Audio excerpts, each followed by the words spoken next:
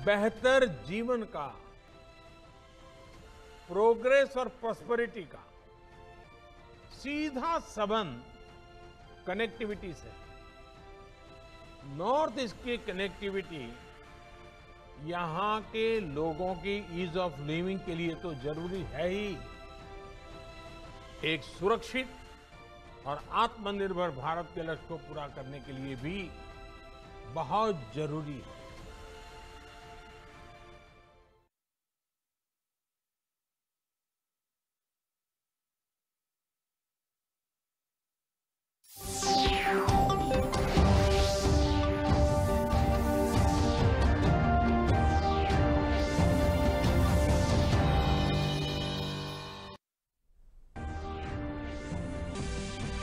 वज़ीर-ए-आज़म नरेंद्र मोदी ने आज आयुष्मान भारत डिजिटल मिशन की शुरुआत की। कहा, मिशन के तहत मुल्क की आवाम को मिलेगी अब एक डिजिटल हेल्थ आईडी। हर शहरी का हेल्थ रिकॉर्ड डिजिटल रहेगा महफूज।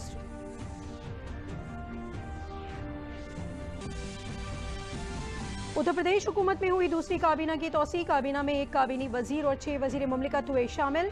गवर्नर आनंदीबेन पटेल ने वुज़रा को दिलाया ओहदे और राजदारी का हलफ।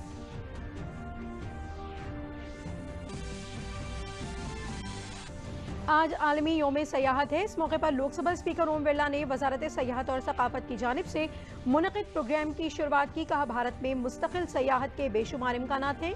हम सबको कुदरत और हमारी विरासत से जुड़ना चाहिए। और मरकजी वजीर बराए खेल अनुराग ठाकुर ने कश्मीर के गांदरबल जिले का किया दौरा। खेलों और खेल इंफ्रास्ट्रक्चर को फरोग देने के लिए खिलाड़ियों और अफसरान के साथ की मीटिंग।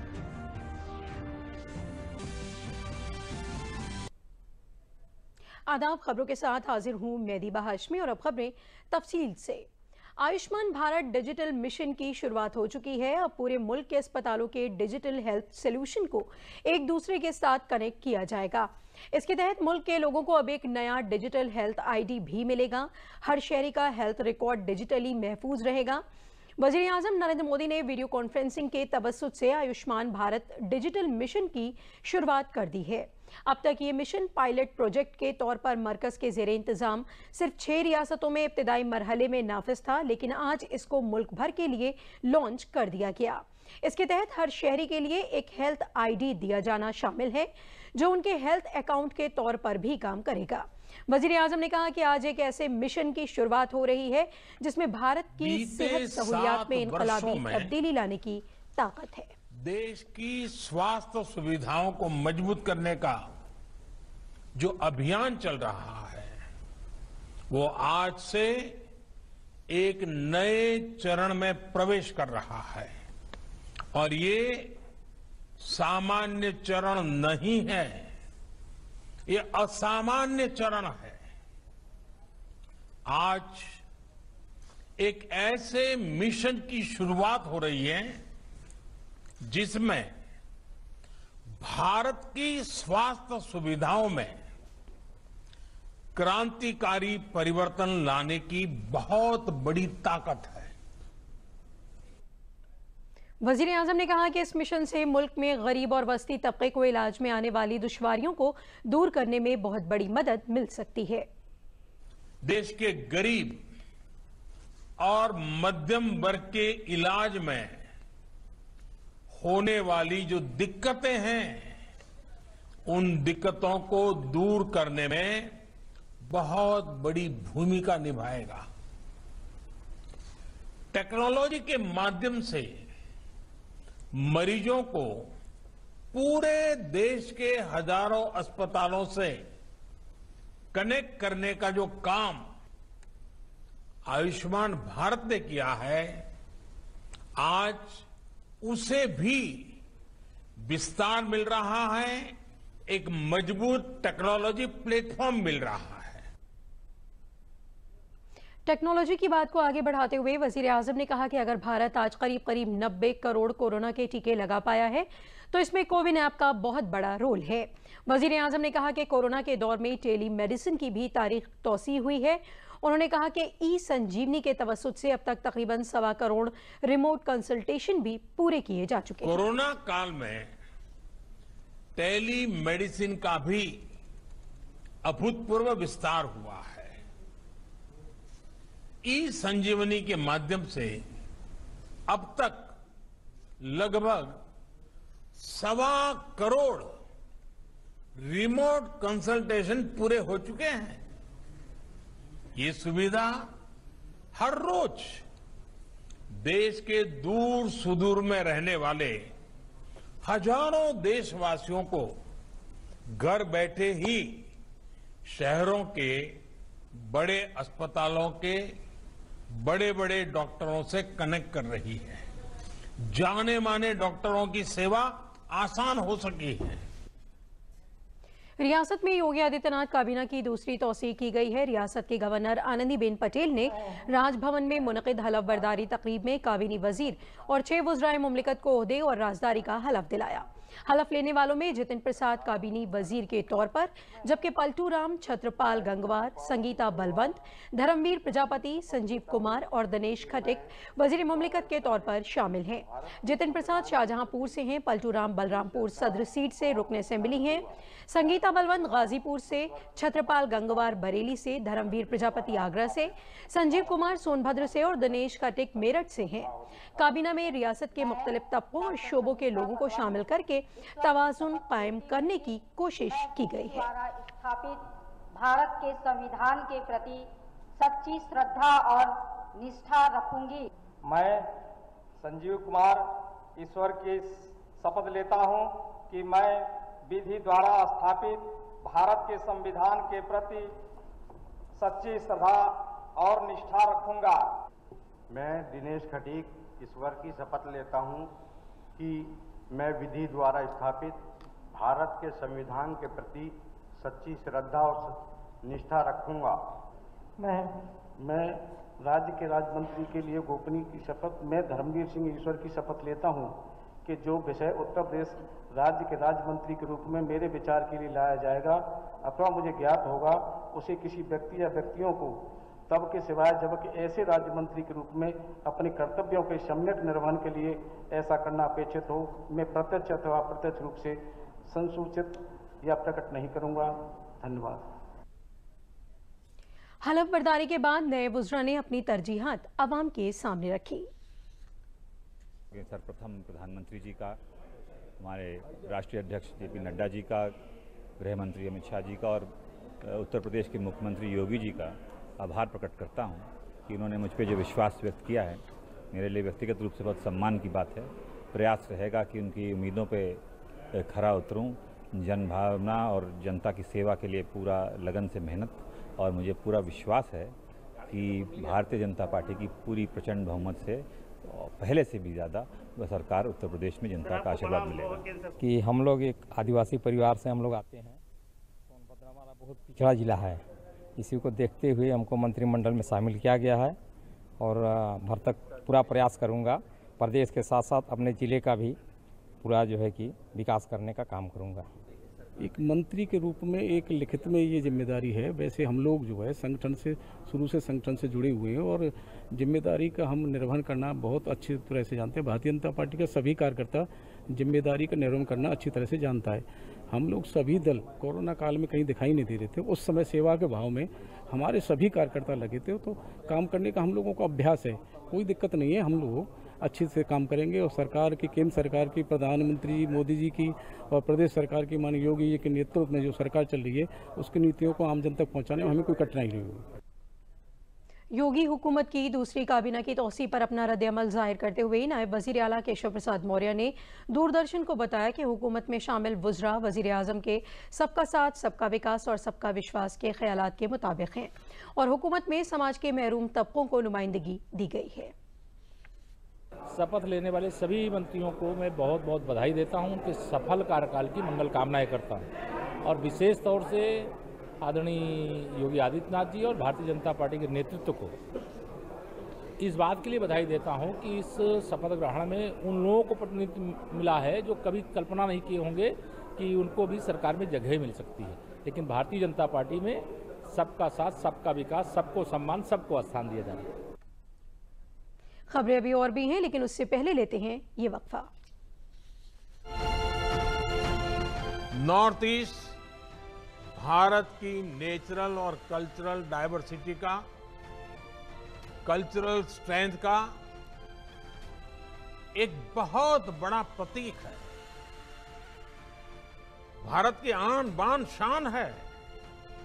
विकास और विश्वास के इस रास्ते को हमें और मजबूत करते रहना है। आज आलमी योम सयाहत है। इस साल योम सयाहत की थीम हम जहद तरक्की के लिए सयाहत है। योम सयाहत पर वजीर आजम नरेंद्र मोदी ने कहा कि हेल्थ का टूरिज्म से मजबूत रिश्ता है। जब हेल्थ इंफ्रास्ट्रक्चर मजबूत होता है तो उसका असर टूरिज्म पर भी पड़ता है। साथियों, एक संयोग ये भी है कि आज का ये कार्यक्रम वर्ल्ड टूरिज्म डे पर आयोजित हो रहा है। कुछ लोग सोच सकते हैं कि हेल्थ केयर के प्रोग्राम का टूरिज्म से क्या लेना देना, लेकिन हेल्थ का टूरिज्म के साथ एक बड़ा मजबूत रिश्ता है, क्योंकि जब हमारा हेल्थ इंफ्रास्ट्रक्चर इंटीग्रेटेड होता है, मजबूत होता है, तो उसका एक सकारात्मक प्रभाव टूरिज्म सेक्टर पर भी पड़ता है।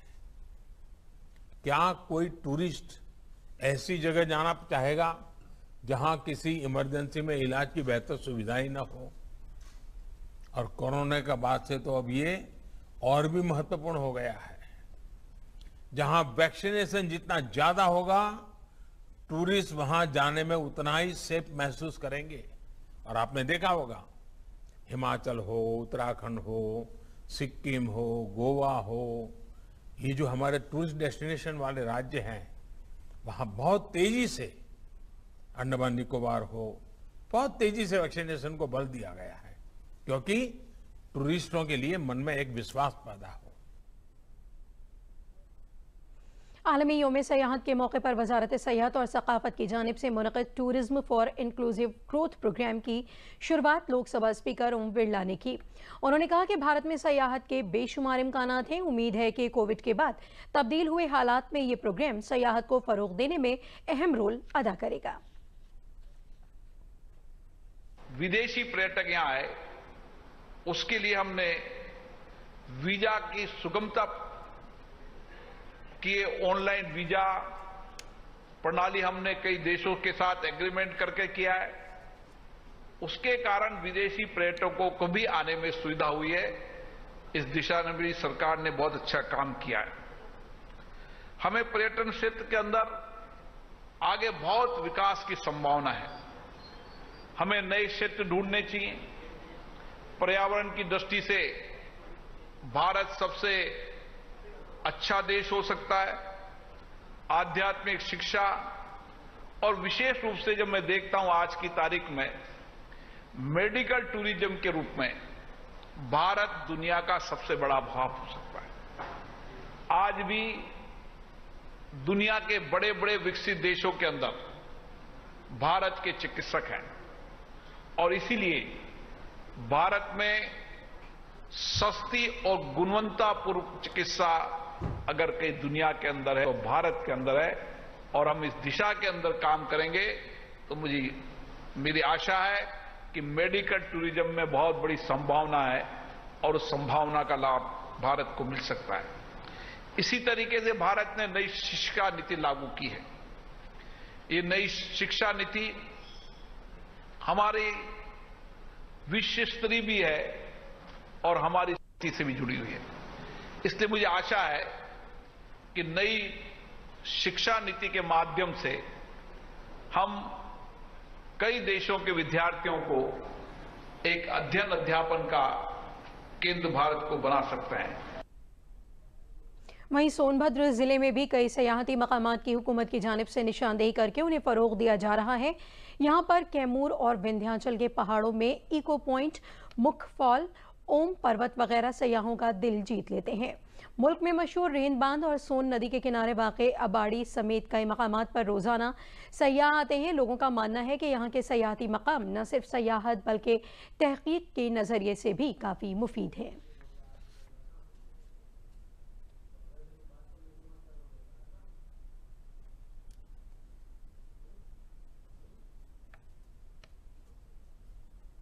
मुझे पहली बार एहसास हुआ कि सोनभद्र में भी इतनी अच्छी सुंदरता देखने को मिला है। बस थोड़ा सा रख रखाव और अच्छा होना चाहिए और इको पॉइंट तो थोड़ा और विस्तार से हो जाता तो मुझे ज़्यादा अच्छा लगता, लेकिन यहाँ के नीचे की जो घाटियाँ दिखी हैं वो मुझे बहुत ही सुंदर लगी हैं। काफ़ी कुछ मुझे मसूरी की याद आ गई। यहाँ की जो झीलें हैं कुछ यहीं से मिलती जुलती हैं। इसको थोड़ा और विकसित करें तो बहुत अच्छा हो जाएगा। सोनभद्र में पर्यटन की अपार संभावनाएं हैं और ये जिस जगह पे हम खड़े हैं ये सोनभद्र के हाथी नाला का इको सिटी पार्क के नाम से जाना जाता है।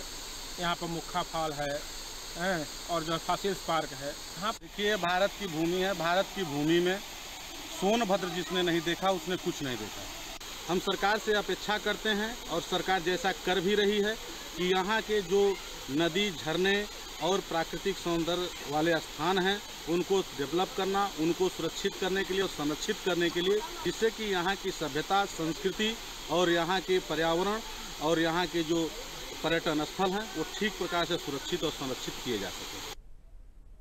वजीर खेल अनुराग ठाकुर ने जम्मू कश्मीर के गांदरबल जिले का आज दौरा किया। वजीर खेल ने जम्मू कश्मीर के पंचायत नुमाइंदों बीडीसी के साथ जायजा मीटिंग की। अनुराग ठाकुर ने खिलाड़ियों और खेल अफसरान के साथ हुई मीटिंग के दौरान रियासत में खेलों के फरोग, खेल इंफ्रास्ट्रक्चर को फरोग देने से मुताल्लिक उनके मशवरे तलब किए और खेलों के शोबे में उनके ताउन की सताइश की। उन्होंने कहा कि कोविड-19 के बावजूद यहाँ पर तरक्याती काम बेहतर तरीके से हुए हैं जो काबिल सताइश हैं।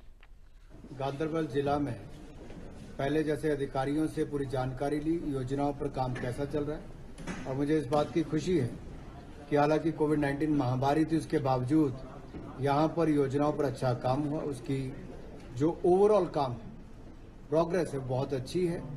और उसके बाद जब हम पब्लिक रिप्रेजेंटेटिव से मिले, पंचायती राज की संस्थाओं से, डीडीसी, बीडीसी, पंचायत के प्रधान के साथ, सरपंच के साथ, तो उन्होंने भी जिस तरह से अपनी प्रशंसा की है कि कामकाज अच्छे चल रहे हैं और कुछ मांगे की, जैसे जल जीवन मिशन में पानी की मांग कुछ क्षेत्र में चाहिए तो वहां के लिए हमने साथ साथ में मंजूरी दी। साथ ही साथ कुछ सुविधाएं वो खेलों के लिए चाहते हैं। अब सबसे बड़ी खुशी की बात तो ये है कि जहां एक चुने हुए प्रतिनिधियों ने भी कहा कि खेलों की सुविधाएं अच्छी बनी, अब इसको और अच्छी करके दें। मैं कई वर्षों से, पिछले 30 सालों से कम जम्मू कश्मीर आ रहा हूं, मैंने इस तरह की खेलों के प्रति मांग कभी नहीं देखी थी। ये एक बहुत बड़ा बदलाव है। खिलाड़ी आए तो उन्होंने भी वही कहा कि हमें पहले से बेहतर सुविधाएं मिली जो 70 साल नहीं मिले, अब इसमें और सुधार करना है। तो मैंने भी उनको कहा है आप खेलिए, आप 1 कदम चलेंगे, हम 4 कदम चलेंगे, क्योंकि मोदी सरकार ने प्रधानमंत्री डेवलपमेंट प्रोग्राम के अंतर्गत 200 करोड़ रुपया खेल स्टेडियम्स बनाने के लिए दिया है। स्पोर्ट्स मंत्रालय की ओर से 34 करोड़ रुपया हमने अलग से दिया है और आगे भी खेलो इंडिया सेंटर्स 40 के लगभग हमने मंजूर किया और जरूरत पड़ेगी तो जम्मू कश्मीर के लिए हम और भी करके देंगे, क्योंकि यहाँ के युवा खिलाड़ियों को न केवल जम्मू कश्मीर के लिए मेडल जीतना बल्कि देश के लिए मेडल जीतने के लिए भी। खबरें अभी और भी हैं, लेकिन उससे पहले लेते हैं ये वक्फा। आज नॉर्थ ईस्ट में कनेक्टिविटी का नया इतिहास लिखा जा रहा है। ये कनेक्टिविटी बिलों की भी है और इंफ्रास्ट्रक्चर की भी है। बहुत जल्द नॉर्थ ईस्ट के सभी राज्यों की राजधानियों को रेल सेवा से जोड़ने का काम पूरा होने वाला है। वज़ीर-ए-आज़म नरेंद्र मोदी के जरिए शुरू की गई आयुष्मान भारत योजना बरेली में गरीबों के लिए नेमत साबित हो रही है। बरेली के बड़ा बाजार के रहने वाले राम अवतार अग्रवाल की आंखों का ऑपरेशन आयुष्मान भारत योजना से किया गया, जिससे उनकी आंखों की रोशनी वापस आ गई है। स्कीम के तहत उन्होंने आंखों का ऑपरेशन निजी अस्पताल से कराया, जिसके बाद उनकी आंखें अब पूरी तरह से ठीक हैं। वहीं भीमसेन और सुमंत नंदन ने भी आयुष्मान भारत योजना से पथरी का मुफ्त ऑपरेशन कराया। IMA बरेली के चेयरमैन डॉक्टर विनोद पागरानी ने बताया कि हुकूमत की आयुष्मान भारत योजना गरीबों के लिए बहुत अच्छी स्कीम है। इससे जिले के अस्पतालों में आयुष्मान भारत योजना के तहत मुफ्त इलाज किया जा रहा है।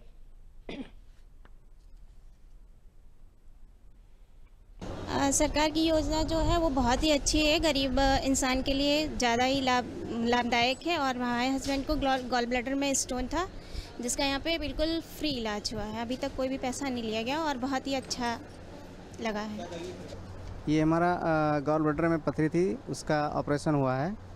और ये प्रधानमंत्री जी की योजना जो चल रही है आयुष्मान भारत, उसके कार्ड से हमारा इलाज हुआ है। इसका हम पर अभी कोई भी चार्ज नहीं लिया गया और अच्छा इलाज हो रहा है, कोई दिक्कत नहीं है, काफ़ी अच्छा काम है हॉस्पिटल। मैंने अभी 2-3 दिन पहले सीतापुर हॉस्पिटल में अपनी आँख का ऑपरेशन करवाया। इससे पहले भी मैं एक ऑपरेशन अपनी आँख का करवा चुका हूँ। मेरा कोई वहाँ पर पैसा खर्च नहीं हुआ। अब मैं पूरी तरह स्वस्थ हूँ, दोनों आँखों से दिखाई देता है। ये योजना गरीबों के लिए बहुत अच्छी है और उन्होंने बहुत साथ दिया है हमारा। देखिए, आयुष्मान योजना बहुत ही अच्छी योजना है और देश भर में व्यापक स्तर पर लागू भी है। और जैसा कि आपने बताया 3 साल इसको पूरा होने जा रहे हैं और मुझे लगता है बहुत ज़्यादा मरीज इसमें लाभान्वित हो रहा है। हमारे यहाँ पिछले 3 साल से चल रही है और लगभग 2000 तक मरीज, 2000 के आसपास मरीज हमारे यहाँ इसका लाभ ले चुके हैं। लखनऊ यूनिवर्सिटी के दूसरे अहाते के इंस्टीट्यूट ऑफ मैनेजमेंट साइंस में फ्री वैक्सीनेशन कैंप का इनेकाद किया गया।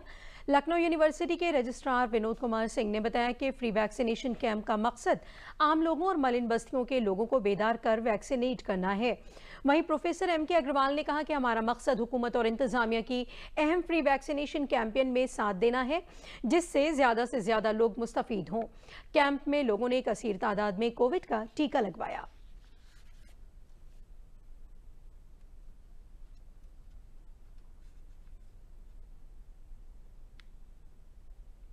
थोड़ा सा मलिन बस्तियां हैं, साइड्स ऐसे जो BPL फैमिली के लोग रहते हैं, जो हमारे गवर्नमेंट के PSC CSC पर जाने में थोड़ा हेजिटेट फील करते हैं। हमारे IMS के बच्चों के द्वारा उनको प्रेरित करके यहाँ लगाया जा रहा है। फ्री वैक्सीन गवर्नमेंट की तरफ से लग रही है, तो मैं देख रहा था कि काफ़ी संख्या में वो लोग भी यहाँ पर आके अपना वैक्सीन लगवा रहे हैं। आज लखनऊ विश्वविद्यालय के दूसरे परिसर में institute of management sciences IMS ये तीसरा अपना वैक्सीनेशन कैंप कर रहा है। इस वैक्सीनेशन कैंप में चाहे छात्र हो, हमारे यहाँ के कर्मचारी हो या कोई भी व्यक्ति आ रहे हैं, बाहर के लोग भी काफ़ी आ रहे हैं। हम लोग चाहते हैं कि इस अभियान में हम सबका साथ दे सकें और सबको वैक्सीनेशन पहुंचाने में जो शासन प्रशासन की भूमिका है, हम उसमें कुछ सहयोग कर सकें।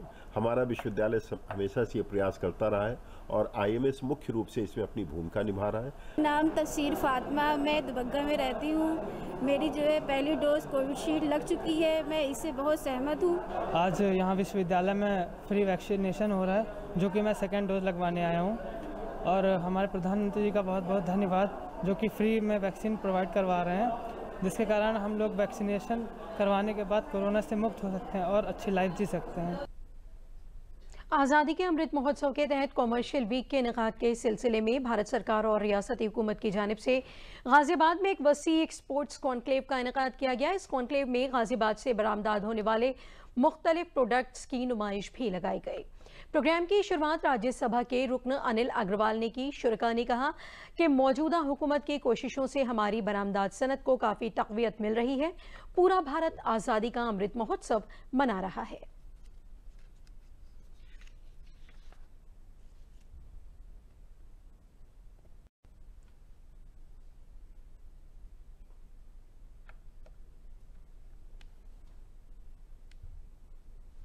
आज़ादी के अमृत महोत्सव के आप सब जानते हैं भारत मना रहा है और इस अवसर पर जितने भी हमारे गाज़ियाबाद के उद्यमी भाई हैं, उनकी जो भी समस्याएं हैं उनका निदान किया जा सके, जो उनकी शंकाएं हैं उनका निदान किया जा सके। और ये एक हम सब की प्रबल इच्छा है कि गाज़ियाबाद जो विकास के राह पर है, आर्थिक और सामाजिक, उसकी ओर अग्रसर रहे। हम सबकी यही इच्छा भी है और इसी की ओर हम लोग कार्य कर रहे हैं। इससे बहुत बेनिफिट ये है, एक तो आपस में जो सारे उद्यमी आपस में मिल पाते हैं, इसी प्लेटफॉर्म पे मिल पाते हैं और एक दूसरे के सहयोग से एक्सपोर्ट बिजनेस आगे बढ़ेगा, क्योंकि एक्सपोर्ट मार्केट एक है और भारत देश में इस टाइम तो माननीय प्रधानमंत्री जी द्वारा प्रमोट करा जा रहा है एक्सपोर्ट, और योगी जी भी इसमें बहुत सहयोग कर। पिछली बार भी कुछ दिन पहले भी हमारे से पूछा गया था एक्सपोर्ट के लिए क्या बढ़ावा दिया जाए, तो हम सब इंडस्ट्रियलिस्ट ने मिलकर सजेशन दिया था ऐसे मेले और मेगा आपके संस्थान, मतलब ये इवेंट्स और होने चाहिए। जैसे कि हमारा प्रोडक्ट है, सोलर का प्रोडक्ट है, तो उसकी एक्सपोर्ट में बहुत डिमांड है। सी फ्रेट चाइना से बहुत ज़्यादा बढ़ गया हुआ है और इंडिया से सी फ्रेट सस्ता है, इसलिए एक्सपोर्ट की डिमांड बहुत ज़्यादा है और हम वो चीज़ हमको सपोर्ट मिल रही है।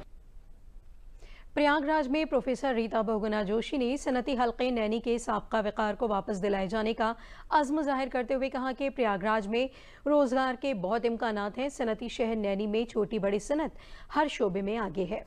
मुझ का काम ज़राअत के शोबे में हयातियाती खेती, एग्रो प्रोडक्ट, लाख के दीगर प्रोडक्ट पर काम हो रहे हैं। उनके कैसे बरामदात की जा सकती है, क्या इम्कानात हैं, इस पर गौर किया जा रहा है। ये बातें कल प्रयागराज के नैनी में मुनक़िद आज़ादी की 75वीं सालगिरह के सिलसिले में आज़ादी का अमृत महोत्सव के तहत एक्सपोर्ट कॉन्क्लेव प्रोग्राम में मेहमान खुसूसी रीता बहुगुणा जोशी बोल रही थीं। उन्होंने कहा कि मरकजी हुकूमत कारोबार को फ़रोग़ देने के लिए हौसला अफजाई करने के साथ ही इम्कानात पर ताजिरों से तबादला ख्याल करके एक्सपोर्ट में अव्वल मकाम हासिल करेंगे। उन्होंने कहा कि बरामदात में उत्तर प्रदेश आज दूसरे मकाम पर पहुँच गया है। चाहे एग्रो प्रोडक्ट्स की बात हो, चाहे जैविक खेती की बात हो, चाहे वो अन्य लाख से वस्तुएं बनाने के काम हो, अथवा वह सीरियल्स फूड प्रोसेसिंग का काम हो, सब चीज़ में हम लोगों के आप बाहर देखिए कितने अच्छे क्वालिटी प्रोडक्ट्स बन रहे हैं। तो मूंज का काम हो तो इनको कैसे निर्यात किया जा सकता है और क्या संभावनाएं हैं इस धरती की, इस नगर की, इस पर चर्चाएं हो रही हैं। और उत्तर प्रदेश अपने जो हैंडीक्राफ्ट्स हैं, जो हमारे लघु और सूक्ष्म उद्योग हैं और हस्तकरघा के जो काम हैं, इनके साथ साथ जो हमारा एग्री है, जो हमारा कृषि उत्पाद हैं, उनको लेकर हम बहुत दूर तक जा सकते हैं निर्यात के क्षेत्र में। मुल्क में कोरोना टीकाकारी मुहिम में एक नया रिकॉर्ड कायम हुआ है। वजारत सेहत के मुताबिक मुल्क में अब तक 86 करोड़ से ज़ायद टीकों की खुराक दी जा चुकी है। वहीं गुज़िश्ता 24 घंटों के दौरान 38 लाख से ज़ायद खुराकें दी गईं।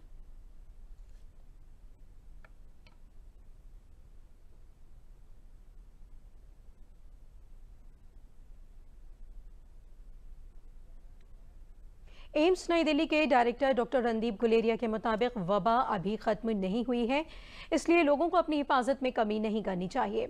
वजारत सेहत और कुनबे बहबूद के मुताबिक गुज़िश्ता 24 घंटों में कोरोना के 26,041 नए मामले सामने आए हैं। वहीं 29,621 कोरोना के मरीज सेहतयाब हुए हैं, जिसके बाद मुल्क में रिकवरी रेट बढ़कर 97.78% हो गया है। अब आप दूरदर्शन न्यूज़ उत्तर प्रदेश के न्यूज़ बुलेटिन और हालात हाज़रा के मौज़ूआत पर मबनी प्रोग्रामों को हमारे YouTube channel DD news UP पर देख सकते हैं। इसके लिए आपको लॉग इन करना होगा www.youtube.com/ddnewsup।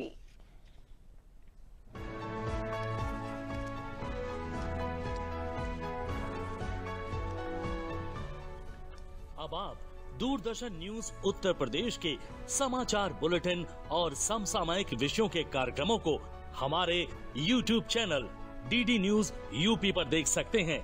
इसके लिए आपको लॉग इन करना होगा www.youtube.com/ddnewsup।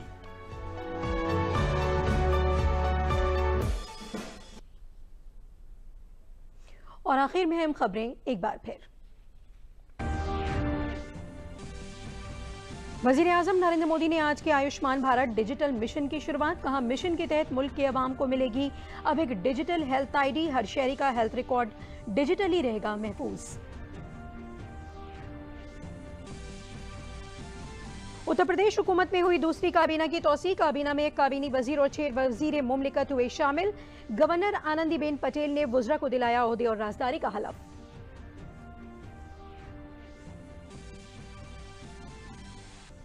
आज आलमी योम सयाहत है। इस मौके पर लोकसभा स्पीकर ओम बिरला ने वजारत सयाहत और सकाफत की जानिब से मुनक़िद प्रोग्राम की शुरुआत की। कहा, भारत में मुस्तकिल सयाहत के बेशुमार इम्कानात हैं। हम सबको कुदरत और हमारी विरासत से जुड़ना चाहिए। और मरकजी वजीर खेल अनुराग ठाकुर ने कश्मीर के गांदरबल जिले का किया दौरा। खेलों और खेल इंफ्रास्ट्रक्चर को फरोग देने के लिए खिलाड़ियों और अफसरान के साथ की मीटिंग। इसी के साथ खबरें खत्म हुई। दीबा को दीजिए इजाजत। आदाब।